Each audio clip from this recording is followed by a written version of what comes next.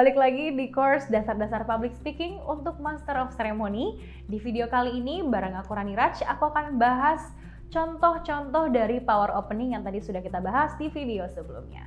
Langsung ke next slide. Nah, biasanya ini aku mau kasih disclaimer dulu ya. Kalau misalnya public speaker kan memang dia bisa mengatur flow atau struktur dari pembicaraannya ya. Tapi kalau kita sebagai profesional Master of Ceremony biasanya pembawa acara gitu ya, biasanya opening yang kita dapatkan itu sudah template atau sudah dibuatkan atau sudah diaturkan oleh para penyelenggara acara gitu ya. Sehingga seringkali sulit untuk kita membuat power opening. Tapi power opening ini bisa kita maksimalkan di suara yang kita keluarkan, di tone yang kita keluarkan, di let's say di intonasi yang kita keluarkan, pelafalan yang kita gunakan gitu ya. Jadi nada yang kita sampaikan itu bisa kita maksimalkan di sana. Namun saya juga tentunya merangkum beberapa hal yang bisa kita maksimalkan juga ketika kita melakukan opening atau pembukaan dari sebuah acara. Ada 4, nanti akan kita bahas satu persatu di setiap videonya. Kita menuju ke power opening yang pertama. Di sini kita bisa menggunakan atau menyajikan fakta atau data ketika kita melakukan opening.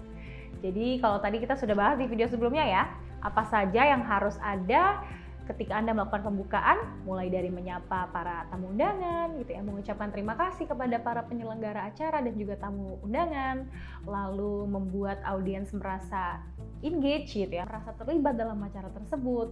Dan selain itu kita juga dapat membangun suasana atau situasi yang akan digunakan dalam acara tersebut. Nah, apalagi sih yang bisa kita tambahkan agar opening kita menjadi berdampak bagi para audiens? Nah, di sini kita bisa memberikan fakta-fakta ringan terkait dengan acara ataupun cerita yang melatar belakangi acara tersebut gitu ya. Lalu kita juga bisa memberikan data yang berupa angka. Tujuannya apa? Tentunya untuk membuat audiens kita semakin penasaran ya. Karena kita biasanya akan memberikan latar cerita lalu kita menggantungkan mereka dengan rasa penasaran. Itu yang bisa kita lakukan di power opening. Nah, biasanya untuk sifat power opening yang seperti ini bisa kita lakukan di acara-acara formal ya. Jadi ketika kita menunjukkan fakta atau data gitu ya, apalagi bersifat angka, ini biasa kita bisa gunakan di acara-acara yang bersifat formal atau acara-acara yang bersifat mungkin lebih ilmiah ya, lebih scientific, itu akan lebih berguna lagi karena mungkin audiensnya memang datang ke sana untuk mendapatkan informasi berupa data-data dan juga angka. Nah, memberikan fakta-fakta ringan ini juga bisa kita lakukan di acara semi formal dan juga non formal, tapi mungkin fakta-faktanya lebih ke fakta-fakta ringan, fakta-fakta yang bersifat lucu gitu ya, yang melatar belakangi cerita ini misalnya. Contoh, misalnya kalau kita lagi melihat fenomena akhir-akhir ini, misalnya kita lagi ada di acara fashion gitu ya, kita membawakan acara fashion gitu ya. Kita bisa cerita kalau acaranya memang casual, kita bisa cerita. Merespon ini nih teman-teman, kita merespon kemarin yang sedang viral Citayam Fashion Week, untuk itu kita bikin lagi nih sekarang. Misalnya Pakuan Fashion Week gitu ya. Jadi kita bisa menyampaikan latar tersebut ya untuk membuat opening kita menjadi lebih powerful dan juga berdampak. Sehingga tentunya menimbulkan rasa penasaran dari audiens untuk ingin terlibat lebih lanjut lagi ya, ingin mengikuti lebih dalam lagi sampai dengan selesai. Itulah tadi untuk power opening yang pertama, yaitu menyajikan fakta atau data. Lagi-lagi ini dari bagaimana kamu bisa memaksimalkan tentunya skrip dari opening kamu. Untuk itu tidak lupa aku mengingatkan lagi riset.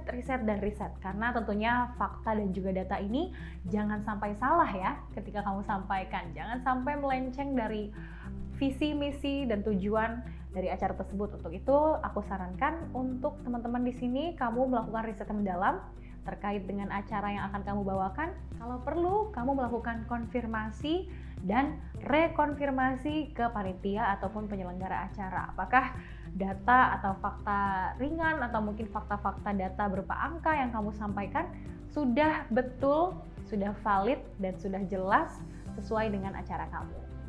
Nah, kira-kira tujuannya apa sih dari menyajikan fakta atau data ini?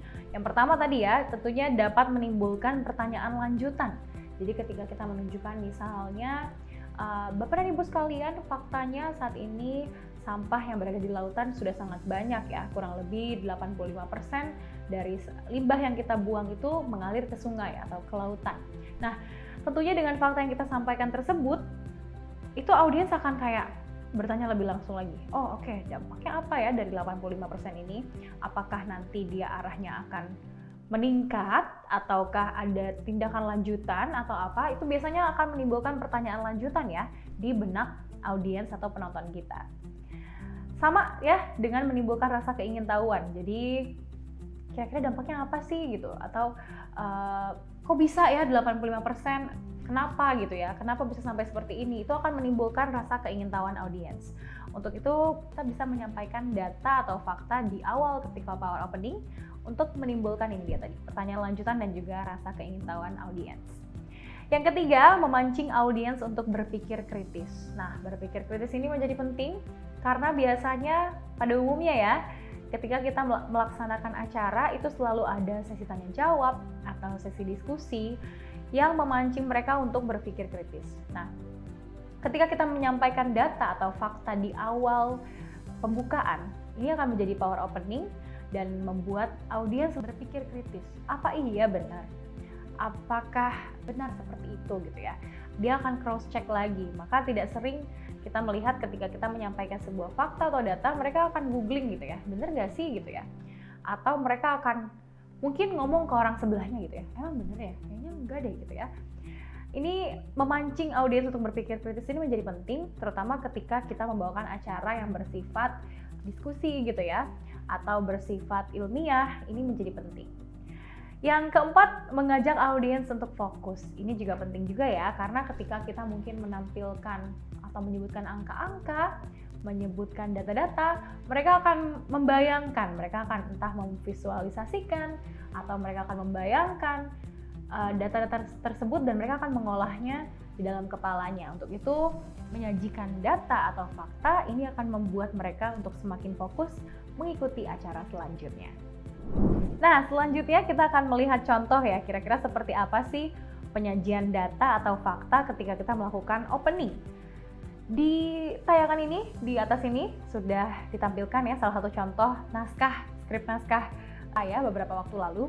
Jadi setelah menyapa para tamu undangan di sini, saya akan menyampaikan ya, Bapak dan Ibu sekalian, Indonesia saat ini dihadapkan dengan euforia industri 4.0 yang ditandai penggabungan teknologi otomatisasi dan teknologi siber. Nah, industri 4.0 ini mencakup perangkat konektivitas dalam mendapatkan serta mengolah data, perangkat jaringan otomatis, Internet of Things atau IoT, dan Big Data Analytics serta komputasi awan serta sistem keamanan siber.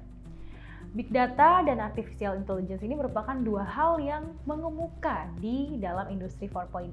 Jadi ada fakta dan juga data yang saya sampaikan di sini, sehingga melalui data dan juga fakta yang saya sampaikan ini akan membuat audiens yang memang secara demografis memiliki latar belakang yang fokus dengan hal tersebut, dalam hal ini IT, mereka akan berpikir, bertanya kembali dan menimbulkan pertanyaan lanjutan. Oh, kira-kira seperti apa dampaknya ya? Kira-kira apa sih yang mau dibahas gitu ya? Nah, inilah tadi contoh power opening ketika Anda menggunakan data atau fakta untuk menggait fokus dari audiens untuk kemudian membuat mereka lebih fokus dan lebih ingin mendengarkan pembicaraan-pembicaraan selanjutnya. Itulah tadi power opening yang pertama, yaitu dengan menyajikan fakta atau data. Kita akan membahas tentunya power opening lainnya di video berikutnya. Untuk itu jangan kemana-mana, stay tune dan I'll see you on the next video.